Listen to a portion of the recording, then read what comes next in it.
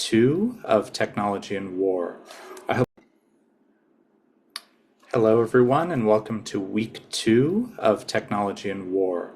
I hope you got a lot out of the first week. We're going to be doing something a little different this week by starting a history of bombing, as well as chapter 2 of your Law, Science, and Liberalism book.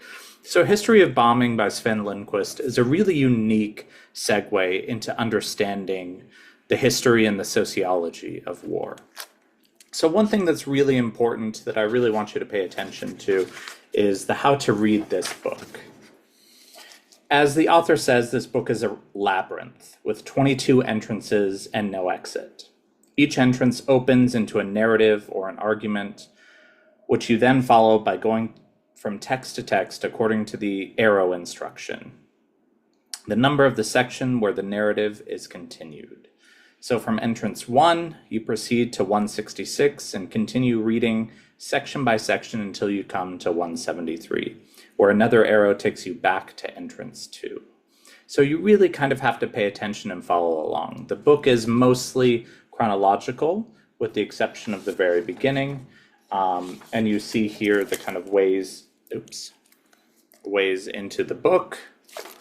We go like that. He kind of tells you every single way to go about. So if you ever get lost, it's very easy to go back and see.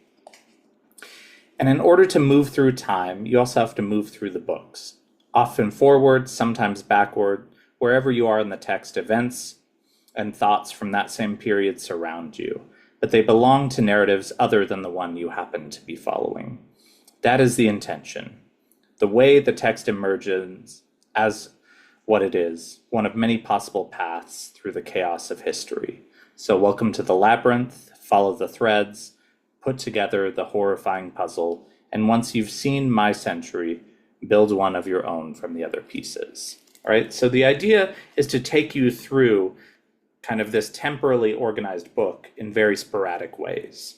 So for example, when you get to Death Comes Flying, which is the 4th entrance into the book, you start with number 4, you then read 76 through 78, then 85, then 135, and then back to 80 through 84. All right, so really pay attention to the book to see how to go about it, but it's really, really fun and interesting. Every single student that's read this has said it's their absolute favorite book. As you can see, I tabulate mine every single time that I read it with so many fascinating insights. It blends both the historical and science fiction elements of history. So how did science fiction writers in the 1800s imagine what the future of war would look like, right? What was the purpose of war?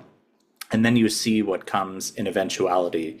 And you get to also see, beyond science fiction, the air power theorists themselves start to theorize about how bombing would work. So you get to see the facticity of historical figures and historical context, as well as really understanding the history of bombing through a unique perspective. So I hope you enjoy the journey through the labyrinth, and don't worry if you get a little lost. So to kick us off for this week, I'm going to share a video from another really fantastic book. It's called The Eye of War by Antoine Bosquet. For those of you that are interested, he looks at the idea of eyesight and vision throughout the history of war. But he has a little 1 minute and 30-second trailer to his book that I think will set the tone for your entry into a history of bombing quite well. So enjoy.